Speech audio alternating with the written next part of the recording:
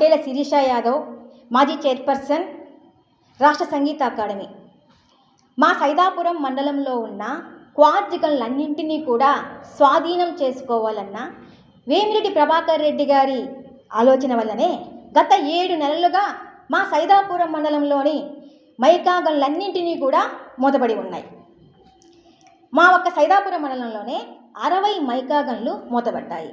ఈ మైకా గనుల్లో పనిచేసే వేలాది మంది కార్మికులకి, కూలీలకి పనులు లేక అష్ట కష్టాలు పడుతున్నారు.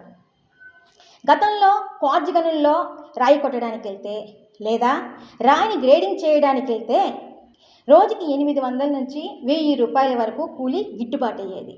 దానితో వాళ్ళు వాళ్ళ పిల్లల్ని చదివించుకునేవాళ్ళు, వారి కుటుంబ పోషణ కూడా బాగుండేది. కానీ ఇప్పుడు మైకా గనులన్నీ కూడా మూతపడడం వల్ల ట్రాక్టర్లకి బాడుగులు లేవు, జేసీబీలకి పనులు లేవు.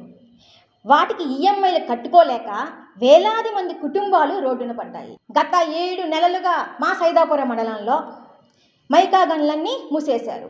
వేమిరెడ్డి ప్రభాకర్ రెడ్డి గారి ధన దాహం వల్లనే ఇటువంటి పరిస్థితులు ఏర్పడుతున్నాయి.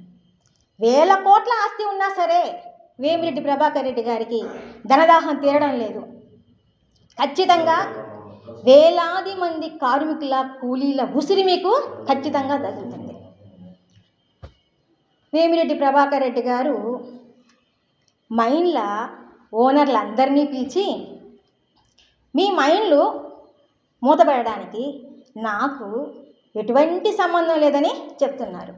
వీళ్ళందరేమో డిఎంజీ గారిని, మంత్రి గారిని వెళ్ళి కలిస్తే వాళ్ళేమో మీ మైన్లన్నీ ఓపెన్ అవ్వాలంటే ఎంపీ గారు చెప్పాలా అని వాళ్ళు చెప్తున్నారు.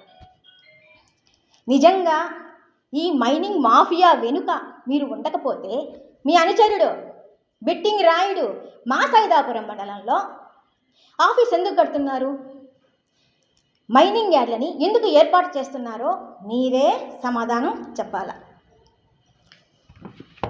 చూడండి, ఇవి వేమిరెడ్డి ప్రభాకర్ రెడ్డి గారి అనుచరుడి ఆధ్వర్యంలో మా సైదాపురం మండలంలో కడుతున్న ఆఫీస్. ఇది ఆఫీస్ ఫొటోస్. ఇవి వేమిరెడ్డి ప్రభాకర్ రెడ్డి గారేమో నాకు మైనింగ్కి సంబంధం లేదని చెప్తుంటారు. ఇక్కడ తన అనుచరుడేమో మా మండలంలో ఆఫీస్ ఏర్పాట్లన్నీ చూస్తుంటారు. వేమిరెడ్డి ప్రభాకర్ రెడ్డి గారు మాత్రం తన అనుచరుణ్ణి తన ఇంట్లోనే పెట్టుకుని ఉంటారు. మీ అనుచరుడు ఒక పక్క మైనింగ్ వ్యాపారస్తులందరికీ ఫోన్లు చేసి మీ మెటీరియల్ మొత్తం మాకే ఇవ్వాలని బెదిరిస్తున్నారు.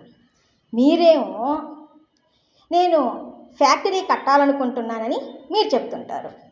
ఫ్యాక్టరీ కట్టాలంటే 4 సంవత్సరాలు పడుతుంది కదా. అంటే ఈ 4 సంవత్సరాలు కూడా ఈ మైన్లన్నీ కూడా మూతపడి ఉంచాలన్నదే కదా మీ ఉద్దేశం. గత ప్రభుత్వంలో ఏదేదో జరిగిపోయిందని మీరే మాట్లాడతారు. గతంలో నెల్లూరు జిల్లాలో ఏడీగా పనిచేసిన బాలాజీ నాయక్ని మళ్ళీ మీరే డీడీగా తీసుకొచ్చుకున్నారు కదా. ఇది కూడా మీకు సంబంధం లేదని చెప్తారా? నేను 20 రోజుల క్రితం మీడియా సమావేశం ఏర్పాటు చేసి తెల్లరాయి షరతుతోనే మీరు పార్టీ మారారని నేను మాట్లాడాను. దానికి మీరేమీ స్పందించలేదు. కానీ 4 గోడల మధ్య మైన్ల ఓనర్లందరినీ పిలిచి నాకు మైనింగ్కి ఎటువంటి సంబంధం లేదని మాట్లాడతారు. అదేదో మీడియా ముందుకు వచ్చి చెప్పండి. మీకు నిజంగా ఈ మైనింగ్ మాఫియాతో ఎటువంటి సంబంధం లేకపోతే మీడియా ముందుకు వచ్చి నాకు ఈ మైనింగ్ మాఫియాతో ఎటువంటి సంబంధం లేదని చెప్పొచ్చు కదా.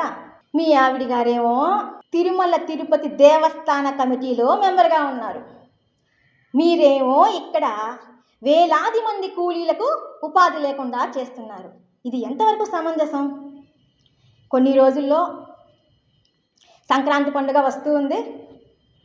ఇక్కడైనా సరే ఈ పండగ 4 రోజులైనా సరే ఆ మైన్లన్నీ ఓపెన్ చేసి పేద ప్రజలందరికీ కూడా ఉపాధి కల్పించాలని మా వైఎస్ఆర్ కాంగ్రెస్ పార్టీ తరఫున కోరుకుంటున్నాం.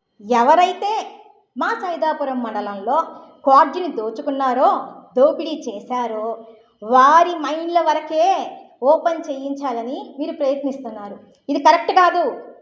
ఎప్పటి నుంచో ఎన్నో సంవత్సరాలుగా లీగల్గా మైనింగ్ వ్యాపారం చేసుకుంటున్న వెంకటగిరి రాజా గారి Kalyan Ram mica mine, Zimpex mine కూడా మీరు ఖచ్చితంగా ఓపెన్ చేయించాలి.